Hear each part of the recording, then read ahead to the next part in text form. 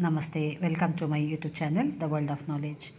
ಇವತ್ತಿನ ವಿಡಿಯೋದಲ್ಲಿ ನಾವು ಪರಿಸರ ಅಧ್ಯಯನ ತರಗತಿ 3 ಭಾಗ 1ಕ್ಕೆ ಇಲ್ಲಿ ಬರುವಂತಹ ಕಲಿಕಾ ಫಲ ಮತ್ತು ಯಾವ ಕಲಿಕಾ ಫಲಗಳನ್ನು ಆಧರಿಸಿ ಮೌಲ್ಯಮಾಪನವನ್ನು ಮಾಡಬೇಕು, ಅದು ರೂಪಣಾತ್ಮಕ 1, 2 ಮತ್ತು ಎಸ್ಸೆ 1 ಚರ್ಚಿಸೋಣವಾ. ಸೊ ಇಲ್ಲಿ ನೀವು ಕಾಣ್ಬೋದು, ಪಾಠದ ಹೆಸರಿದೆ, ಅದಕ್ಕೆ ಸಂಬಂಧಿಸಿದಂತೆ ಕಲಿಕಾ ಫಲಗಳಿದ್ದಾವೆ, ಯಾವ ತಿಂಗಳಲ್ಲಿ ಮುಗಿಸ್ಬೇಕು ಮತ್ತು ಯಾವ ಮೌಲ್ಯಮಾಪನಕ್ಕೆ ಈ ಪಾಠವನ್ನು ಬಳಸಬೇಕಂತ ಇಲ್ಲಿ ನೀವು ಕಾಣ್ಬೋದು.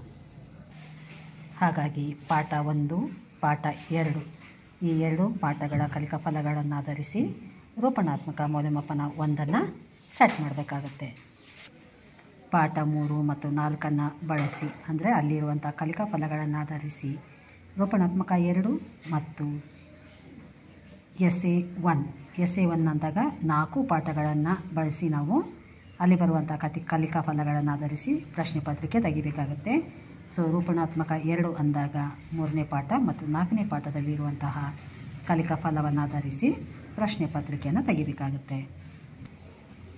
ಇದಿಷ್ಟು 3ನೇ ಪರಿಸರ ಅಧ್ಯಯನಕ್ಕೆ ಸಂಬಂಧಿಸಿದಂತೆ. ವಿಡಿಯೋ ಇಷ್ಟ ಆಗಿದೆ ಅಂದ್ಕೊತೀನಿ. ವಿಡಿಯೋ ನೋಡಿದ್ದಕ್ಕೆ ಧನ್ಯವಾದ.